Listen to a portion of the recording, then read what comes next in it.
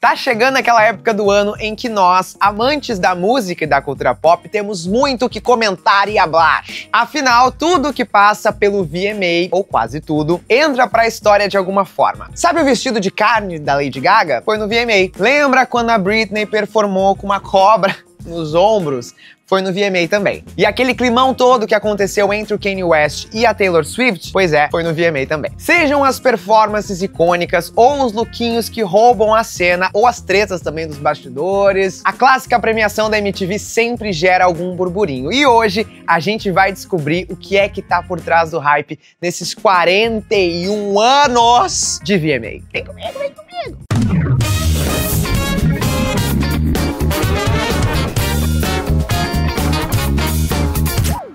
É isso mesmo que tu ouviu, tá, meus anjinhos, meus abençoados? Em 2025, o VMA completa 4 décadas e 1 ano. E o grande diferencial do rolê é que o foco da premiação são videoclipes. É por isso que ele se chama Video Music Awards. Como ele existe há muitos anos e é um dos eventos mais importantes da música no mundo todo, tu pode imaginar que a quantidade de artistas que já passou por aquele palco é gigantesca, né? Então, pra gente entender como surgiu esse hype todo, vamos voltar lá pros anos 80? Fazer uma viagenzinha aqui agora? Como eu falei lá no vídeo das divas pop, e o vídeo vai estar linkado aqui em algum lugar desta tela, a MTV tinha revolucionado a indústria da música com a transmissão de videoclipes 24 horas por dia. Então, os clipes musicais passaram a ser uma parte essencial da carreira dos artistas, influenciando não só o som deles, mas também o estilo e a imagem pública dos cantores. Antes do surgimento do VMA, a MTV já tinha impulsionado a carreira de artistas como Michael Jackson, Madonna,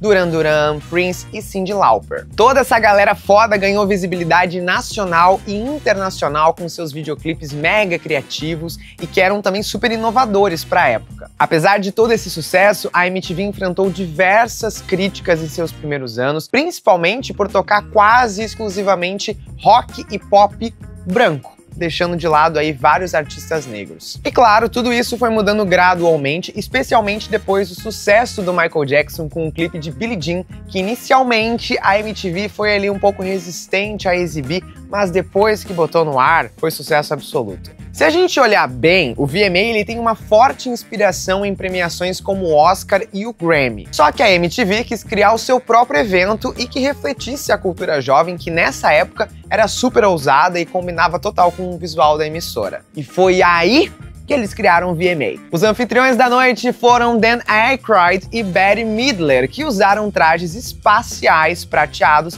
fazendo aí uma referência à estatueta do prêmio. O Moon Man, que é o astronauta segurando a bandeirinha da MTV, faz a referência ao primeiro clipe exibido pela emissora em 1981. E foi nessa noite histórica de 14 de setembro de 84 que The Cars foi o primeiro vencedor de vídeo do ano com You Might Think. Esse clipe teve bastante destaque porque ele usou efeitos visuais que, obviamente, eram inovadores para a época e misturava animações com filmagens em live action. E foi uma vitória bem inesperada, tá? Porque pegou todo mundo de surpresa, principalmente porque ele estava concorrendo com nomes como Michael Jackson e Herbie Hancock. Vamos dar uma olhadinha então em quem mais levou um astronautinha bonitinho pra casa. Em melhor performance masculina, o David Bowie levou em China Girl. Em melhor performance feminina, tivemos a Cyndi Lauper com Girls Just Wanna Have Fun. Aquela que a gente dança nos 15 anos, sabe?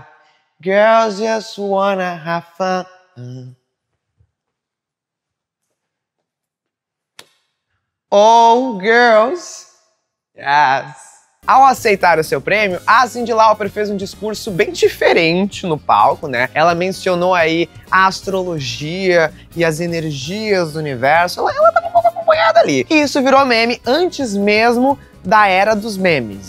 Todo mundo falava sobre isso. O melhor vídeo de rock foi ZZ Top com Legs. Em melhor vídeo de R&B, tivemos Lionel Richie com All Night Long. E em melhor vídeo de conceito, essa categoria eu achei diferente, temos Herbie Hancock com Rocket. Aliás, apesar de Thriller de Michael Jackson ser um marco absoluto na história dos clipes, ele não ganhou o principal prêmio da noite, tá? Na verdade, ele não levou nenhum prêmio desse dia. Isso foi visto por muitos como um roubo ou pelo menos uma surpresa aí da primeira edição. E o climão se tornou ainda maior porque o Michael, ele simplesmente não foi no rolê. Ele não participou da premiação. Obviamente, isso gerou muitas especulações, já que ele era o maior nome da indústria naquele momento. Corria a fofoca nos corredores de que ele não gostou de perder o prêmio principal e se afastou aí da cerimônia com uma forma de protesto. Olha o protesto aqui, ó, que eu tô fazendo. Olha o protesto. Protestei aqui agora. A cerimônia, ela foi realizada na Radio City Music Hall, em Nova York, e contou com a apresentação de vários artistas, como a Madonna. Aliás, falando na gatinha, a Madonna, ela era uma artista emergente na época, ela tinha lançado apenas um álbum, e Like a Virgin ainda nem tinha sido oficialmente lançado como single dela. Mesmo assim, ela percebeu uma baita oportunidade de se apresentar ao vivo na estreia da premiação. E já que ela estava chegando na indústria, e quem não é visto não é lembrado, ela deu o nome. A Madonna simplesmente apareceu dentro de um bolo de casamento gigante, usando um vestidinho de noiva com véu, luvas e um cinto escrito Boy Toy, ou seja, a gatinha ela já queria provocar já de cara. Mas aqui uma curiosidade que talvez tu não saiba, tá? A Madonna, ela perdeu um dos sapatos no palco quando ela foi subir no bolo de casamento. E pra disfarçar como uma boa artista, ela improvisou, rolou no chão e tornou tudo aquilo parte da coreografia. Meu Deus, eu botei um acento em coreografia. Como é que tá a mente do palhaço? Nos bastidores, a Madonna disse: "Eu pensei, ou continuo ou me torno famosa, ou paro e acabo esquecida." Então foi com tudo. Durante a música, ela ainda mostrou parte da lingerie dela e fez ali alguns gestos um pouco sensuais, um pouco mais cheruléus, assim, como se ela estivesse se tocando.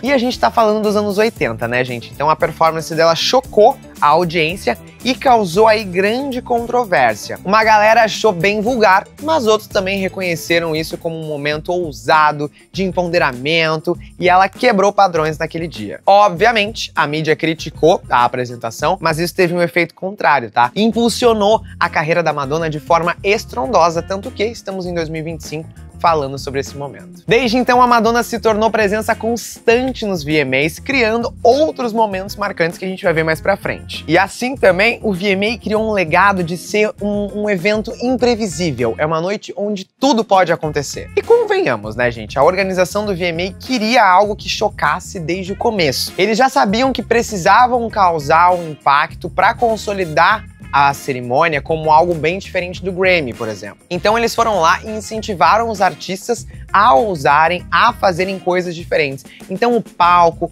os visuais e até os discursos foram pensados para quebrar o padrão das premiações tradicionais. Vamos falar de loucura agora, tá? Em 92, a banda Nirvana estava no auge da sua fama após o lançamento do álbum Nevermind, de 91. E o hit Smells Like Teen Spirit dominava as paradas. Até que eles foram convidados a tocar no VMA, e isso já era um contraste bem grande, porque o grupo, eles tinham uma proposta bem anticomercial. E a premiação, convenhamos, era o suprassumo do pop. E o caos estava próximo, mas ninguém imaginava. Eles começaram tocando os primeiros acordes de Rape Me, uma música que ainda não tinha sido lançada e que tinha ali uma letra super controversa. A galera da premiação ficou apavorada, porque teve ali um pedido da produção para que eles não tocassem essa música. Poucos segundos depois, o Kurt muda para Lithium, um single oficial que a MTV queria que eles apresentassem. Mas se tu acha que a torta de climão já tinha sido servida, meu amor, veio outra torta.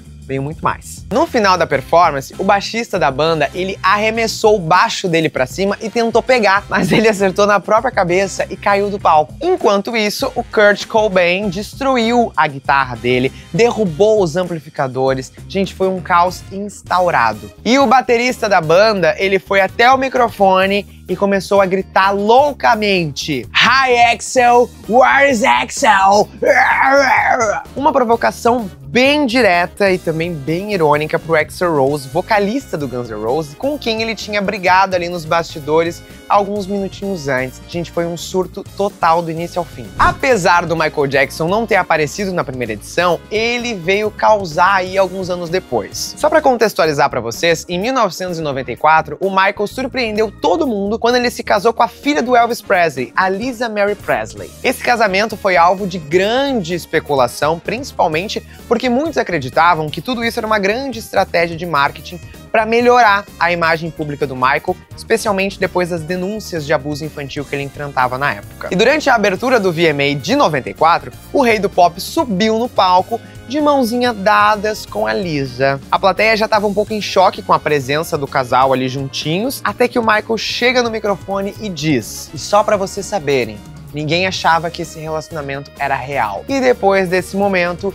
vem aquele momento vergonha alheia, onde o Michael beija a Lisa Marie no palco. Um beijo que foi meio forçado, meio constrangedor, bem longe de ser um momento romântico ou espontâneo. A plateia ficou naquela dúvida, não sabia se aplaudia ou se ficava em choque, porque a Lisa deu aquele sorrisinho assim, meia boca, mas visivelmente nervosa com aquela situação. Pouco tempo depois, começaram aí os rumores de uma crise no casamento, até que eles se divorciaram em 96, 2 anos depois. Se vocês acharam loucura o que os meninos do Nirvana fizeram, se preparem, porque teve gente que é ainda mais doida. Em 2000, a banda Limp Bizkit venceu o prêmio de melhor videoclipe de rock pelo clipe Break Stuff. Logo depois do Limp subir ao palco para receber o prêmio, o Tim Comfort, o baixista do Rage, subiu no cenário do palco da MTV. Para vocês entenderem, era uma estrutura em forma de pilastra ao lado do palco principal, e o divo simplesmente escalou a estrutura em forma de protesto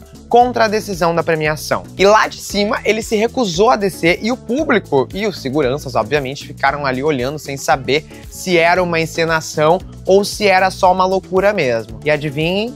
Era uma loucura. A equipe de segurança precisou ir lá retirar o Tim à força, que chegou a ser preso naquela noite por má conduta. Como eu disse lá no vídeo das divas pop, a Britney era um dos maiores nomes do pop no início dos anos 2000. E o single I'm Slave for You representava um momento mais maduro na música dela. E foi performando exatamente essa música que a Britney entrou para a história da premiação. A gatinha entrou no palco cercada de dançarinos, dançando ali bem bela, e até aí tudo normal, nada muito diferente. Mas aí ela surgiu com uma enorme piton albina enrolada nos ombros. É isso mesmo, uma cobra no palco do VMA. Uma cobra no palco do VMA. Palco do VMA. A imagem da Britney com a cobra se tornou instantaneamente icônica. Apareceu nos noticiários, capas de revistas e é comentada até hoje. Aliás, a PETA, que é a Organização dos Direitos dos Animais, criticou o uso de animais exóticos na performance. Apesar disso, a apresentação foi super aclamada por sua originalidade e ousadia. E agora umas curiosidades pra ti, tá? A cobra se chamava Banana e pesava cerca de 30 quilos. Nem o nome Banana consegue deixar esse bicho fofo. Eu não acho nada fofo. A Britney comentou mais tarde que estava bem assustada, mas que ela queria fazer uma coisa inesquecível. E é sobre isso, né, gente? Ninguém disse que é fácil entrar pra história. Ela foi lá, se enrolou na cobra e conseguiu os seus feitos, os seus louros. Em 2003, a MTV quis fazer uma homenagem à performance original de Like a Virgin, que marcou o início desse circo todo que é o VMA. Pensando nisso, eles tiveram a ideia genial de reunir a Britney Spears e a Christina Aguilera, que na época elas eram vistas aí como rivais. Pegaram as duas, juntaram com a Madonna e convenhamos que foi genial. A Britney e a Christina, elas entraram de noivas cantando Like a Virgin, tal qual a performance original. Até que a Madonna entrou no palco vestida de preto, como se fosse o noivo ali daquele casamento, cantando Hollywood. E o ápice foi quando a Madonna beijou a Britney na boca,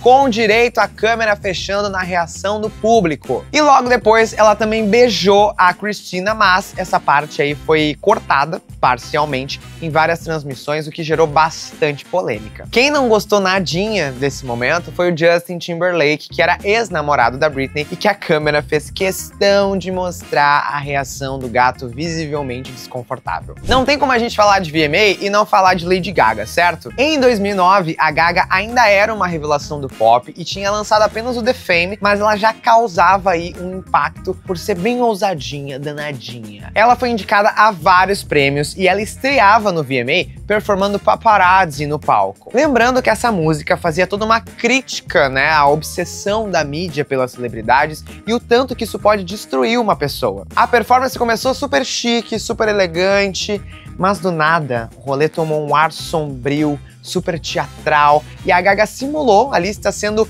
ferida, machucada, ela começa a sangrar no palco. Obviamente era um sangue falso, né? Mas todo mundo só falou sobre isso. No ano seguinte, a Lady Gaga já era o fenômeno que todo mundo conhece, e naquele VMA de 2010, ela liderava com um recorde de 13 indicações, vencendo 8, inclusive o principal da noite, que é o vídeo do ano com Bad Romance. E foi durante essa premiação que ela apareceu com o seu famoso vestido de carne crua. Até hoje isso aí é um surto. Eu não vou nem falar algo do tipo, se tu não sabe dessa história, porque com certeza tu já viu essa imagem, já deve ter visto alguma coisa do tipo. Criado pelo estilista Frank Fernandez e com apoio da stylist Nicola Formichetti Bambino, o vestido da Gaga era feito com fatias reais de carne bovina crua. E para completar o outfit da gata, ela também usava uma boina de carne, uma bolsa de carne e botas de carne. Ela subiu no palco para receber o seu prêmio de vídeo do ano e a gente ainda teve o prazer de ver a Cher segurando a bolsinha de carne da gata, aqui ó, de cantinho, segurando a bolsinha, bem diva. A Gaga explicou depois que o vestido era um protesto político. A Gaga disse: "Se não lutarmos por nossos direitos, logo teremos tantos quanto a carne em nossos ossos." Todo esse look foi uma grande crítica à política militar nos Estados Unidos, especialmente o Don't Ask, Don't Tell, que na época impedia militares LGBTQIA+, de servirem abertamente no exército. Além de todo esse climão, a Organização dos Animais condenou duramente o uso de carne real, dizendo que era ofensivo, desrespeitoso e incentivava os maus tratos aos animais. Se é pra gente falar de climão, vamos falar sobre Kanye West. Em 2009, a Taylor estava em ascensão como uma estrela country pop e venceu o prêmio de melhor vídeo feminino por You Belong With Me, superando aí artistas como Beyoncé, que tinha bombado com Single Ladies, além de Lady Gaga, Katy Perry e Pink. O que aconteceu foi que a Taylor subiu no palco para receber o prêmio super emocionada e, de repente, o Kanye West simplesmente subiu no palco, tirou o microfone da mãozinha da Taylor, tirou, e ele disse: "Ei, Taylor, eu tô muito feliz por ti, tá? Vou deixar você terminar, mas a Beyoncé teve um dos melhores vídeos de todos os tempos." Aqui, ó, jogou a bomba, o climão pesou.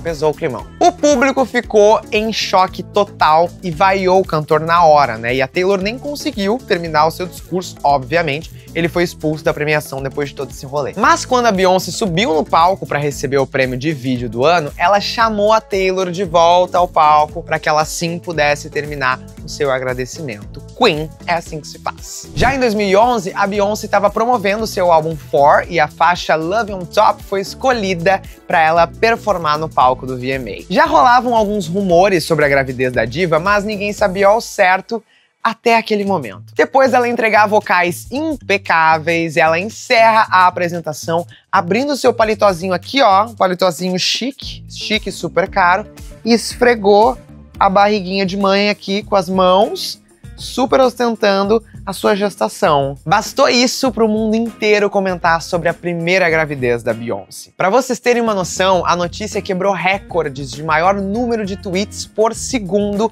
da história do Twitter na época. Foram mais de 8.000 tweets por segundo falando sobre a gravidez da Beyoncé. Vamos para 2013? Foi nessa época que a Miley Cyrus tinha acabado de romper oficialmente a sua imagem com a Disney. Se vocês não sabem, eu tenho um segredo, tá?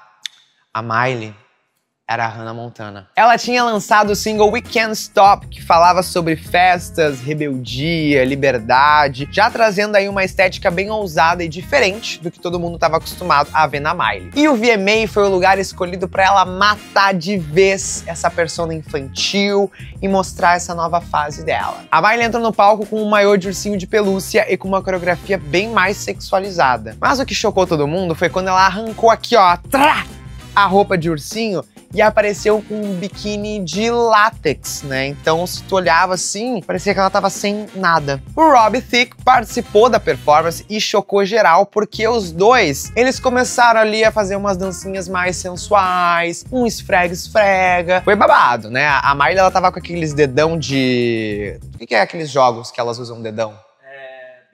Beisebol, uns dedão de beisebol, e ela passava aquele dedão nela e passava o dedão nele. Foi uma loucura. Alguns artistas, tipo a Rihanna e o Drake, foram flagrados na plateia com uma carinha de quem tava, tipo assim, bem desconfortável. Mas, obviamente, o Twitter só falou sobre isso. O lançamento do clipe de Wrecking Ball bateu recordes de views, provando que a estratégia de chocar realmente funciona. As tretas da Miley, elas não pararam por aí, tá? Em 2015, a Nicki Minaj criticou o VMA e a indústria da música porque, segundo ela, eles desvalorizavam artistas negros, principalmente mulheres. Tudo começou quando o seu clipe de Anaconda não foi indicado a vídeo do ano, apesar de ter sido um grande sucesso. A Nicki tweetou algo do tipo: se seu vídeo celebra mulheres de corpos magros, será indicado ao prêmio. Geral interpretou esse comentário como um ataque bem direto a Taylor, que teve ali o clipe de Bad Blood indicado à categoria. E esse rolê, ele gerou uma treta entre as duas, mas que depois foi resolvido. A questão foi que, no meio dessa treta, a Miley quis se meter. A Miley ia ser a apresentadora do VMA 2015 e ela deu uma entrevista ao New York Times dias antes do evento. Ela falou assim: o que a Nicki falou foi muito impessoal. Ela poderia ter sido mais gentil. Parece muita raiva. Não acho que foi sobre racismo. Parece só a Nicki sendo a Nicki. Babado. Essa declaração foi vista como se ela estivesse minimizando e deslegitimizando as críticas da Nicki, que são legítimas sobre o racismo na indústria. Na noite do VMA, a Nicki venceu o prêmio de melhor vídeo de hip hop por Anaconda. Quando ela subiu no palco, a Nicki agradeceu ao público, né, toda aquela simpatia, carisma, até que do nada ela vira pra Miley, que estava no palco como apresentadora, e diz: e agora, voltando pra essa bitch que falou muito sobre mim na imprensa, Miley, tudo bem? A plateia deu aquela gelada por um segundo, né, tentando entender o que estava acontecendo, mas esse gelo foi substituído por muitos aplausos e muitos gritos, mostrando que o momento não foi nada roteirizado, tá? Era real, oficial o que estava acontecendo ali, a galera estava presenciando um climão ao vivo. Em 2020, todos nós estávamos vivendo aí em meio à pandemia da Covid-19 e a indústria do entretenimento estava paralisada, principalmente porque eventos com aglomerações estavam totalmente proibidos. Apesar desse contexto todo, a MTV decidiu não cancelar o VMA daquele ano, mas sim reinventar o formato completamente. Todas as performances elas foram feitas sem público, com efeitos visuais, telões e tudo que tinha direito para trazer a melhor experiência, ou melhor, uma nova experiência. Dentre todas as performances, a parceria de Lady Gaga e Ariana Grande em Rain On Me renderam vários memes. Afinal, as gatinhas performaram usando máscaras ali da Covid mesmo, o que influenciou positivamente a campanha de conscientização. Vamos de curiosidades curiosas agora, por isso que a gente tá aqui no Por Trás do Hype para trazer curiosidades curiosas. Falamos muito aqui sobre a reação do público e dos artistas em meio a todos os babados que acontecem no palco, né? Mas tu sabe como são escolhidos os lugares das celebridades na plateia?